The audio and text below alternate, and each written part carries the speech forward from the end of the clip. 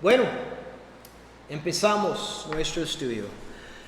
Señor, gracias por hoy, gracias por la oportunidad de estudiar su poderosa palabra.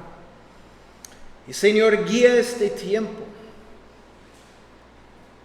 Señor, suavizar nuestros corazones.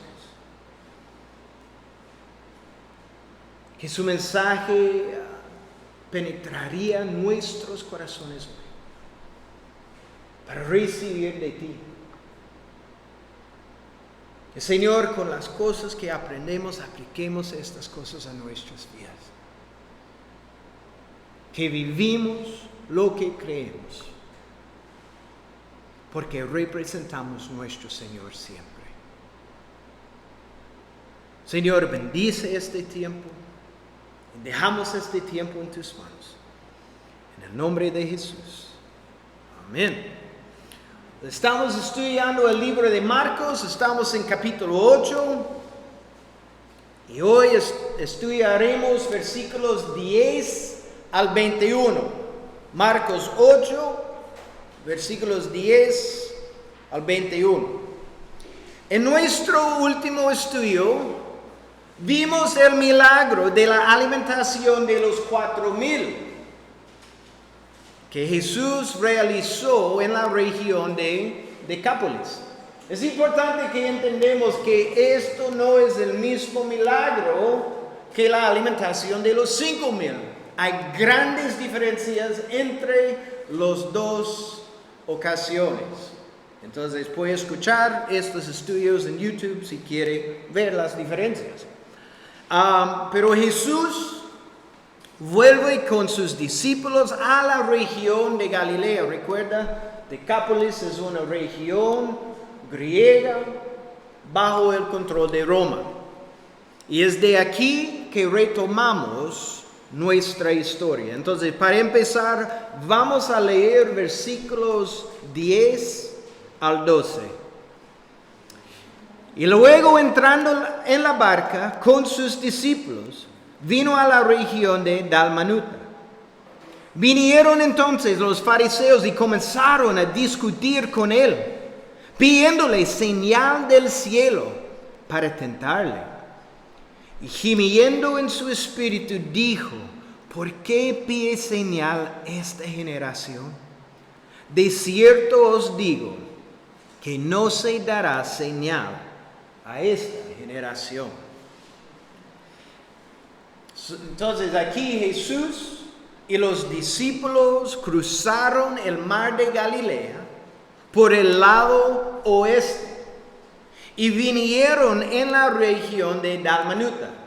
Sabemos dónde está eso, ¿verdad? No, eso es un poco sur de Capernaum, su base de operación, y el nombre más común es Magdala. Si sabe la historia de María Magdalena, es de este pueblo. Entonces, eso es donde Jesús y sus discípulos llegaron. Cuando Jesús y sus discípulos llegaron a esta área, son confrontados por los líderes religiosos. Dice aquí los fariseos. En la cuenta en Mateo dice los fariseos y los saduceos. Lo que es muy interesante. ¿Por qué? Porque los fariseos y los saduceos no se llevaban bien entre ellos. Hay muchas diferencias entre ellos.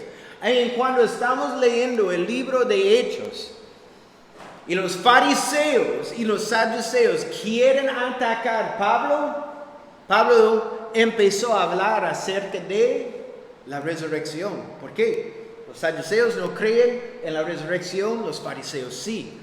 Y en este momento ellos no quieren atacar a Pablo, pero empezaron a pelear entre sí.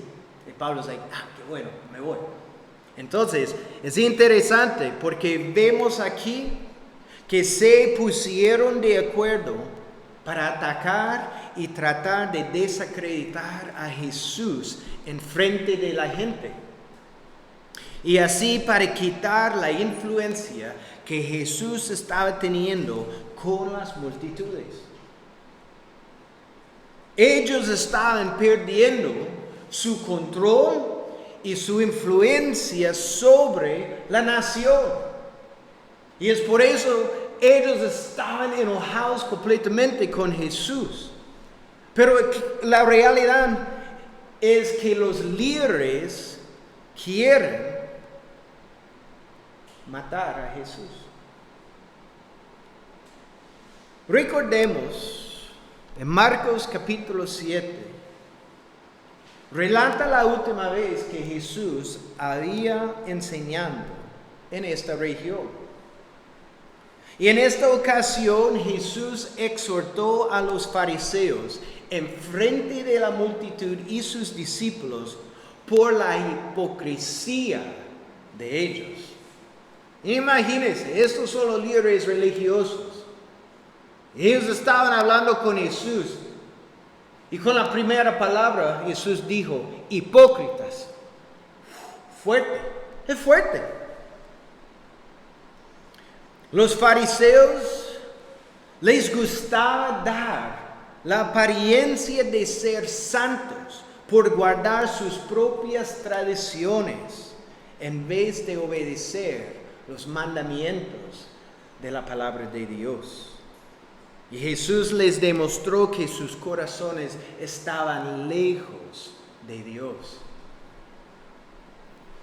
Por eso, los líderes religiosos estaban esperando que Jesús volviera a la región para confrontarlo. Y esa es la cosa. No sabemos por cuánto tiempo que Jesús estaba en la región gentil.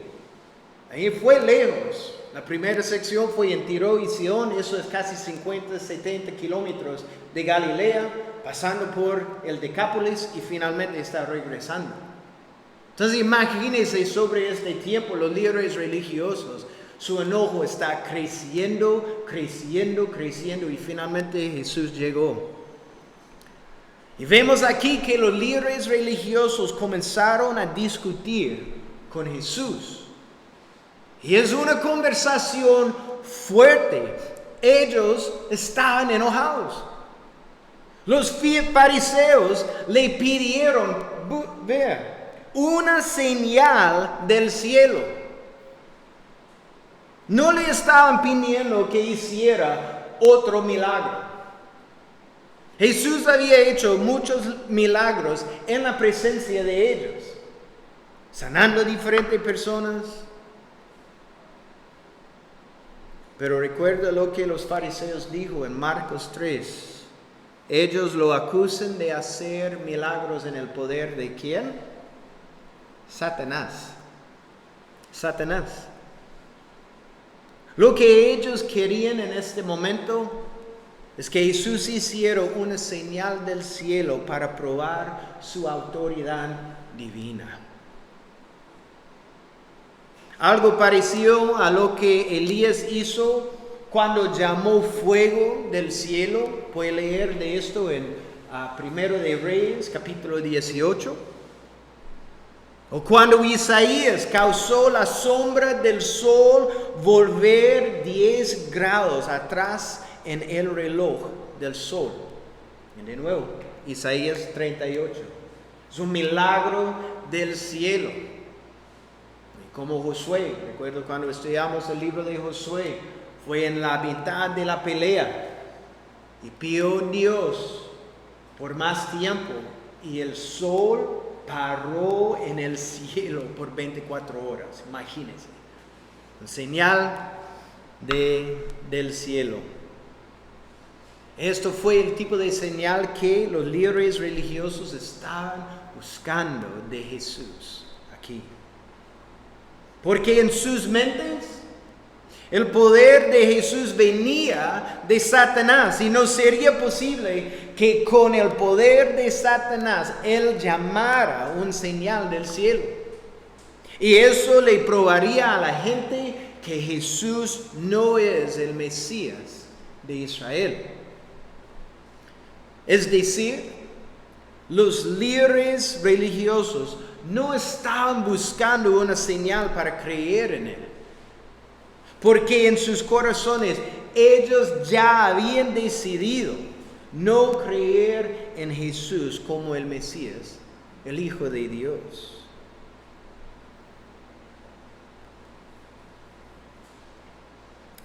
La vida cristiana es que es una vida de fe, no es una vida de señales. ¿Cuántas veces hablamos con diferentes personas que quieren ver más y más y más antes que creer en Jesús? No es una vida de señales, es una vida de fe. Caminamos por fe y solamente por fe, nada más. Pero vea cómo Jesús respondió en versículo 12. Dice que Jesús gimió en su espíritu. Y esto traduce del griego como eso: desde el fondo de su corazón, Jesús fue llenado con un lamento profundo y decepción.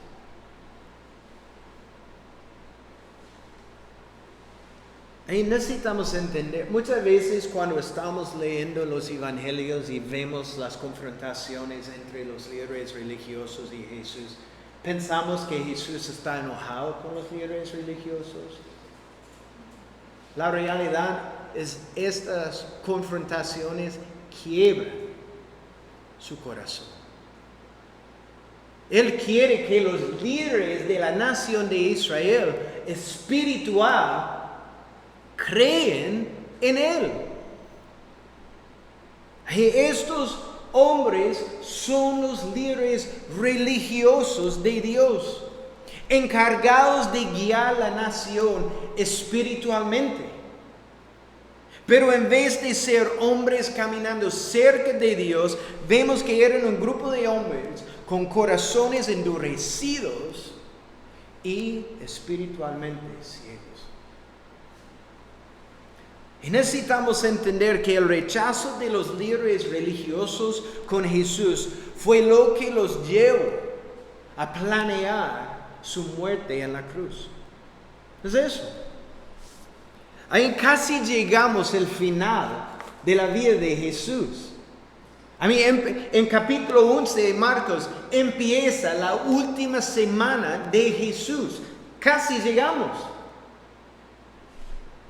Entonces Jesús, conociendo el verdadero propósito en sus corazones, les dijo que ninguna señal les sería dada. En Mateo 16, Jesús dijo que no señal sería dado, con la excepción de la señal del profeta Jonás. ¿Qué es eso? ¿Qué tiene en común Jonás y Jesús? ¿Qué señal? Es muy importante. Porque en la historia de Jonás y el gran pez vemos la imagen de la muerte de Jesús. ¿Cómo? Vemos la imagen de la muerte cuando Jonás fue tragado por el gran pez. ¿Qué pensó los marineros? Él murió, ¿verdad? Obviamente. La sepultura de Jesús vemos en el vientre del gran pez. ¿Cuántos días estaba Jonás en el vientre del gran pez? ¿Qué piensan? 3 días. 3 días. Y la resurrección de Jesús entre los muertos al tercer día, que sabemos en la historia de Jonás, después de 3 días el gran pez vomitó a Jonás en la tierra. La imagen de su resurrección. Eso es lo que vemos. Eso es el único señal que Jesús dio a ellos. Porque este es el señal que muestra que Jesús verdaderamente es el unigénito Hijo de Dios. Porque eso es lo que sabemos. Cada hombre muere, ¿verdad? 100%. Cada hombre muere, está enterrado o quemado, pero enterrado. Pero Jesús es el único que resucitó de los muertos. La resurrección es esencial, es la fundación de nuestra creencia. Sin la resurrección, ¿qué tenemos? ¿Cómo es posible que tenemos la vida eterna sin la resurrección de Cristo? Es esencial. Esto sería la señal que le probaría a ellos y a todo el mundo que Él verdaderamente es el Hijo de Dios, el Mesías de Israel, enviado por el Padre para rescatar al mundo de sus pecados por medio de la fe en Él. Esa sería la única señal que Jesús le daría a los líderes religiosos. Y después de esta confrontación, Jesús y sus discípulos se suben en la barca cruzando al lado del mar de Galilea de nuevo. Entonces vamos a continuar, versículo 14. Habían olvidado de traer pan y no tenían sino un pan consigo en la barca. Y Él les mandó diciendo: mirad, guardaos de la levadura de los fariseos y de la levadura de Herodes. Y discutían entre sí diciendo: es porque no trajimos pan. Y entendiéndolo, Jesús les dijo: ¿qué discutís porque no tenéis pan? ¿No entendéis ni comprendéis? ¿Aún tenéis endurecido vuestro corazón? Teniendo ojos no veis, y teniendo oídos no oís, y no recordáis. Cuando partí los 5 panes entre 5,000, ¿cuántas cestas llenas de los pedazos recogisteis? Ellos dijeron 12. Y cuando los 7 panes entre 4,000, ¿cuántas canastas llenas de los pedazos recogisteis? Ellos dijeron 7. Y les dijo: ¿cómo aún no entendéis?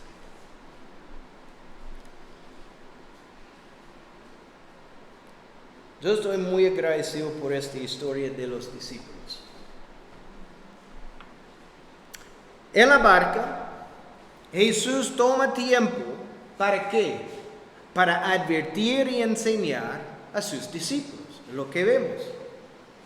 Y como se habían ido rápidamente de la región de Magdala, no pudieran reabastecer lo que necesitaban. Ese es el problema. Y más o menos lo que pasó fue una confrontación y Jesús dijo a sus discípulos: vamos ahora. Entonces, ¿qué vemos aquí? Solo tenían un pan en la barca. Y Jesús, teniendo toda la atención de sus discípulos, les advirtió de la levadura de los fariseos y Herodes. Y necesitamos entender, la levadura de la que Jesús habla aquí, no estamos hablando de cocinar. La levadura aquí es la doctrina y enseñanza corrompida de los fariseos. Eso es lo que significa. ¿Y qué sabemos acerca de la levadura? Primero, no se requiere mucha levadura para fermentar todo el pan, solo un poco. Y cuando la levadura se mezcla con la harina, es imposible separarla, ¿verdad? ¿Cómo es posible? Y los efectos de la levadura son graduales y afectan toda la masa. Entonces imagínense lo que Jesús está diciendo aquí con las doctrinas y enseñanzas de los fariseos. Él está advirtiendo a sus discípulos si permitían que las doctrinas y enseñanzas de los fariseos impactaran sus corazones, aunque fuera solo un poco, como la levadura. Eso destruiría el puro y dulce mensaje del Evangelio. Jesús está llamando a sus discípulos a algo completamente nuevo. Eso es la clave. Entiende eso acerca del Evangelio de Cristo. Es algo completamente nuevo. Jesús, el Evangelio no es una mejor versión de la ley de Dios. Es completamente diferente. Que ahora tenemos mejores tradiciones. Es algo nuevo. No estamos bajo la ley de Dios, somos bajo la ley de ¿qué? Gracia. La ley de gracia. Jesús no vino a morir para darnos una mejor versión de la ley. Y eso es algo que los discípulos de Jesús deben entender. Más adelante, en la epístola de Gálatas, vemos que algunos en la iglesia comenzaron a pervertir el puro mensaje del Evangelio. Y por eso el apóstol Pablo escribió algo, es importante. Vamos a Gálatas capítulo 1. Gálatas 1. Y Gálatas fue escrito 18 años después de la muerte de Jesús. Entonces no estamos hablando de mucho tiempo. 18 años. Y lo que estaba pasando en la iglesia es algunos judíos vinieron a Gálatas y comenzaron a mezclar el judaísmo con el cristianismo. Gálatas capítulo 1. Empezamos en versículo 6. Estoy maravillado de que tan pronto os hayáis alejado del que os llamó por la, y eso es la clave, gracia de Cristo, para seguir un evangelio diferente. Versículo 7. No que haya otro, sino que hay algunos que os perturban y quieren pervertir el evangelio de Cristo. Mas si aún nosotros o un ángel del cielo os anunciare otro evangelio diferente del que os hemos anunciado, sea anatema. Vean lo que él está diciendo. Si yo llego a su iglesia y empezar a predicar otro evangelio, quítame de la iglesia. Si es un ángel del cielo que tiene diferente mensaje, quita el ángel de la iglesia. Es fuerte, porque solo hay un evangelio y solo un nombre bajo el cielo que puede salvar, el nombre de Cristo Jesús, nada más. Eso es lo que dice Hechos 4:12. Y en ningún otro hay salvación, porque no hay otro nombre bajo el cielo dado a los hombres en que podamos ser salvos. Es solo en el nombre de Cristo, nada más.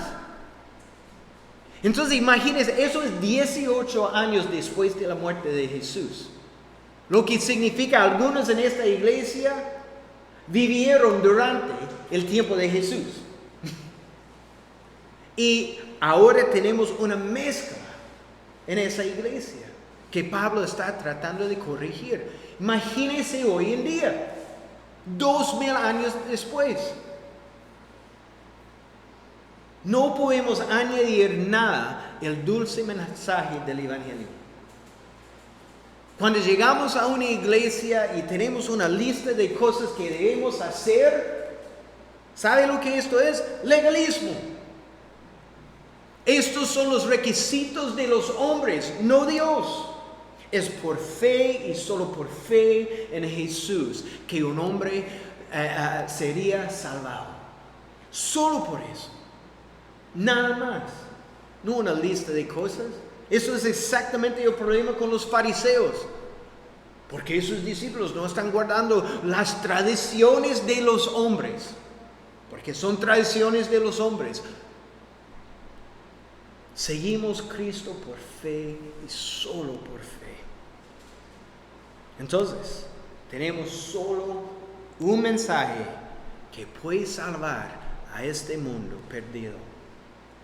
Y es el Evangelio de Cristo Jesús. Entonces vemos que los discípulos necesitaban aprender esta lección y ellos no podían permitir que otra doctrina o enseñanza adulterara el Evangelio de salvación en Cristo Jesús.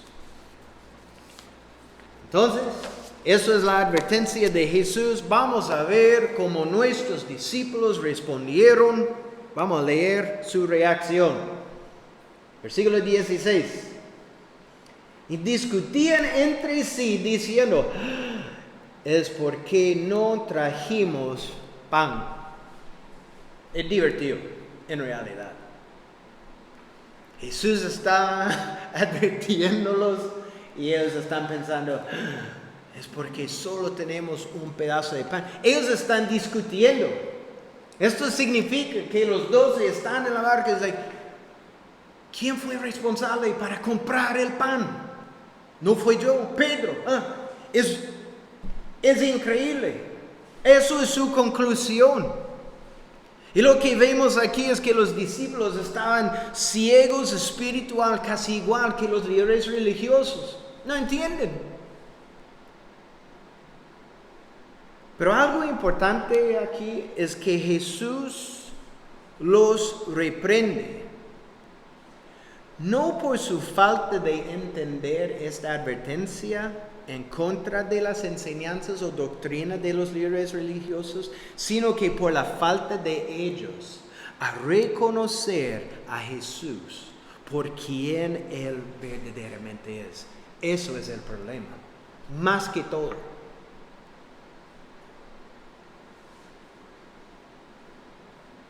La realidad es que ellos no sabían quién estaba en la barca con ellos. Versículos 17 y 18, Jesús les pregunta a sus discípulos acerca de la falta de entendimiento de ellos. Primero les preguntó, ¿cómo es posible que ustedes están preocupados con la cantidad de pan que tenemos? ¿Cómo es posible? ¿Eso es su preocupación? El asunto no tenía nada que ver con el pan o alimento físico, sino que espiritual. Además, ellos habían visto prueba de que Jesús podía proveer para la necesidad de ellos. Cuando Jesús habló de su lento entendimiento de las palabras y obras de Jesús, Él se refería a sus corazones endurecidos. Eso es lo que significa. Es por eso Jesús les dijo, ustedes tienen ojos, pero no ven. Ellos han estado casi 3 años con Jesús. Han visto muchos de sus milagros, pero aún no entienden verdaderamente quién Él es. También dijo que ellos tienen oídos, pero no pueden oír. Ellos han escuchado muchos de sus enseñanzas, el sermón de monte, pero aún el mensaje no ha penetrado en sus corazones.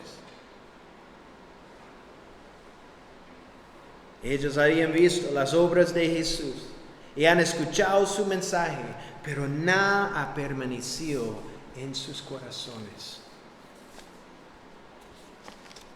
¿Y cuántos cristianos podríamos describir como eso? Han visto a Jesús trabajando en sus vidas, pero todavía están ciegos. Han escuchado la palabra de Dios, han leído la palabra de Dios, pero las palabras nunca han penetrado sus corazones. Versículos 19 y 20, Jesús les recuerda de la alimentación de los 5,000 y 4,000. Y ellos recordaron los milagros y cuánto había sobrado. Ellos saben. Like, oh, yeah, 12 canastas. Oh, y la otra vez 7 canastas. Ellos saben. Entonces el Señor Jesús les preguntó a sus discípulos, ¿cómo aún no entendéis? ¿Cómo es posible? Y aquí Jesús les recordó su soberanía y su suficiencia. Él no dependió de ellos para proveer para sus necesidades. Ahí necesitamos entender, en los 2 milagros de la alimentación, a Jesús con casi nada proveyó por más que 10,000 personas. Y ellos tuvieron canastas llenas de lo que sobró. En esta ocasión, los discípulos estaban con Jesús en la barca y un pedazo de pan en las manos de Jesús es más que suficiente para proveer para todos ellos. Más que suficiente. Es fácil para nosotros ahora, como hoy, leer esta historia y pensar cómo es posible que ellos olvidaron todas estas cosas. ¿Verdad? ¿Cómo es posible? Pero a veces nosotros también olvidamos las bendiciones, la provisión y cuidado de Dios en nuestras vidas. No hay ninguna diferencia entre nosotros y los discípulos.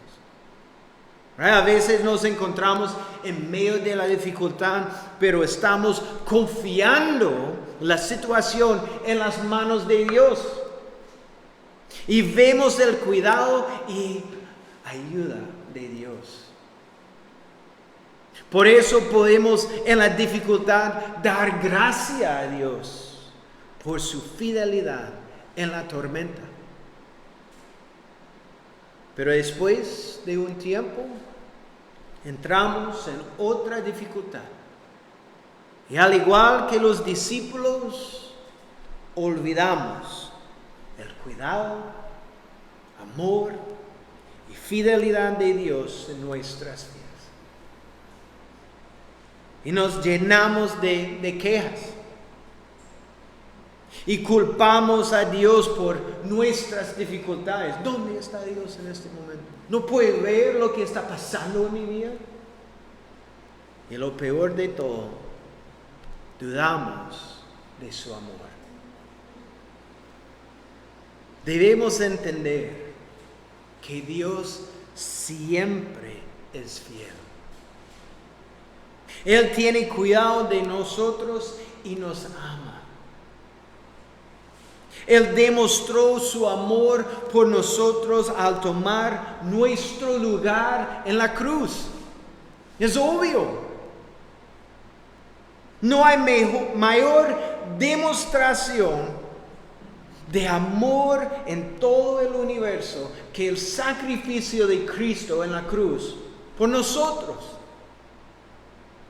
Dios, el creador del universo, tomó nuestro lugar en la cruz, pagar nuestra redención y salvación.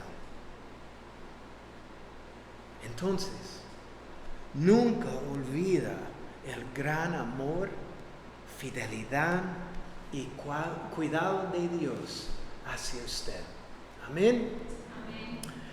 Señor, gracias por esta enseñanza, Señor.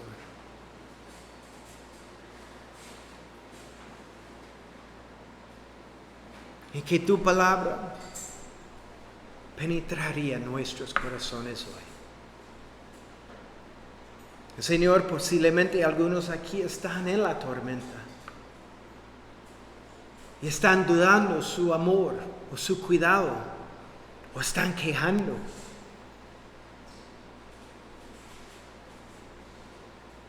Señor, que ellos tomarían un momento para recordar quién es su Señor. Que su Señor es fiel. lleno de amor, gracia, misericordia y bondad, y quiere cuidar sus vidas. Y que ellos tomarían un momento para reenfocar sus corazones, su vista solo en ti, Señor, para entender que tú estás con ellos siempre, en la tormenta, en la dificultad, en cualquier circunstancia. Tenemos nuestro Señor a nuestros lados.